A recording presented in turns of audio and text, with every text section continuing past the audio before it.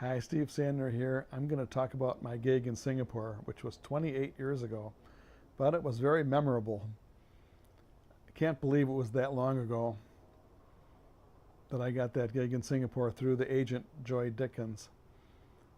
Through a demo tape I recorded with some notorious figures like Lynn Halliday on tenor sax, Marshall Thompson on drums, Dennis Carroll on bass. Well, that recording got me the gig, and it was very exciting, a lot of anticipation. I put together a band with some different players. Pete Ash, my old buddy from Michigan, was on the gig, and he had played with Stan Kenton, so he had somewhat of a name. Daryl Irvin played drums, and he's still in Singapore. He ended up moving to Singapore after that gig.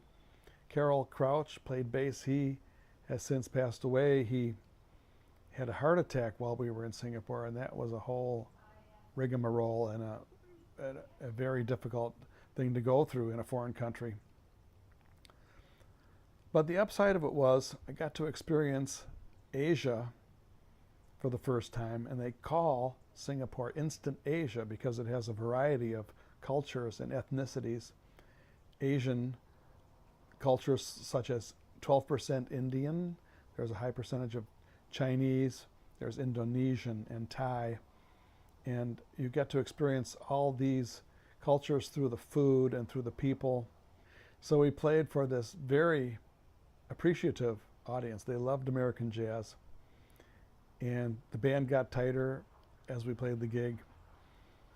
And then Carol Crouch, the bass player, had a heart attack. Now that was a difficult thing to go through. Just briefly, what happened was we were playing on stage one night and he passed out, and he had to go to the hospital. Turned out he had a heart attack, and I didn't know what to do because the hospital was calling me every day to pay this unbelievable doctor bill because I was the band leader. They thought I was responsible for paying the bill. Well, I told this problem to the doctor, who was a very nice female doctor named Dr. Ng, and she said there was a government program that's normally only for Singaporeans that she would try to enroll me in, and she did, and then that cut the bill down to almost nothing, and then the guys in the band and the agent pitched in, and we worked out that problem. And up until the problem was worked out, I was feeling a lot of stress. So it was a great relief to get that figured out. Also, as a sideline, I studied Indian music at an Indian music school, which was near the hotel. The Westin Hotel is where the gig was. It was called the Somerset Room in the Westin Hotel in Singapore.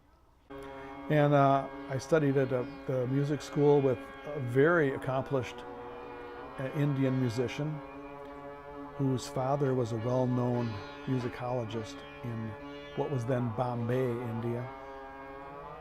And she taught me the syllables of the Indian scale, sa, re, ga, ma, pa, da, ni, sa. And I studied ragas and singing classical Indian compositions in Hindi. So 28 years ago, playing the jazz gig in Singapore, just a little bit of reminiscing. Thanks for watching.